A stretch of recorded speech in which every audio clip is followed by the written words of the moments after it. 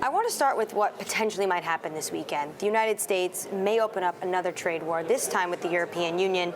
Two pillars of the same security alliance might be at war with each other over trade tariffs. Does this further fragment NATO?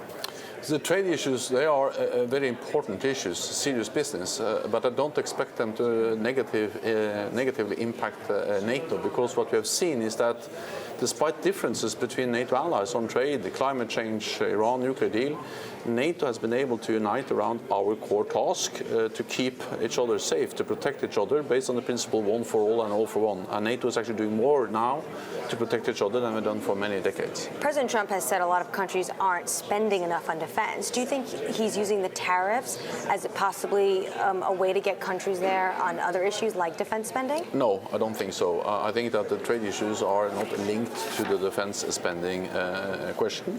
But President Trump is right that NATO allies have to spend more on defense.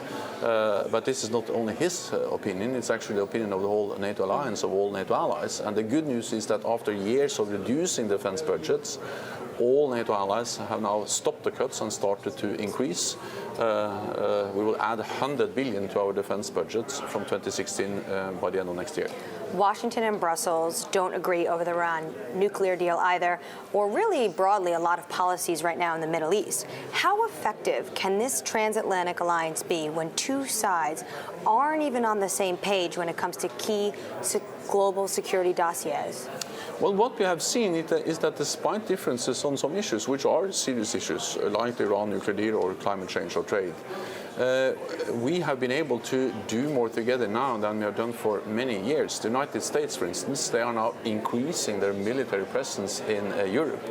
European allies are stepping up with combat-ready troops in the eastern part of the alliance. We are spending more and we are reforming our command structure, the backbone of our alliance. So, yes, there are some serious disagreements, and I'm not underestimating the challenges related to them. But when it comes to NATO's core business, the security and defense, we're actually implementing the biggest reinforcement of our collective defense since the end of the Cold War. How concerned are you about tensions right now in the Middle East and possibly escalation of an armed conflict there? So we are concerned about Iran's activities in the region, destabilizing in the region, supporting terrorist organizations, and also Iran's missile program. So we are closely monitoring the situation, and allies are consulting on that. Speaking of missile programs as well, I want to ask you about Turkey. Today, Bloomberg learned that Turkey is actually considering the U.S. request to delay buying the Russia missile system, the S-400. What are the implications, though, if Turkey goes ahead and purchases these missiles from Russia? This is a difficult issue. We have to be honest about that, because it is a national decision to buy military equipment systems, like, for instance, the S-400, which Turkey has decided to buy from Russia. But at the same time, the United States has stated very clearly that to have a S-400 system operating in the same country as you have F-35, the new fighter jets, that's not possible. So this is an issue which I know is now addressed bilaterally between the United States and Turkey. I discussed it with President Erdogan last week, with President Trump a few weeks ago. So, of course, NATO supports all efforts to try to find a way to solve this issue, because that's serious for the whole alliance. I want to ask you about China just quickly. I know NATO has been working on cyber espionage recently.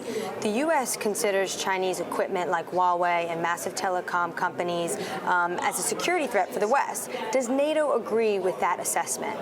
There is an ongoing discussion and assessment now among NATO allies and within NATO on how to define the different requirements for investments in 5G technology.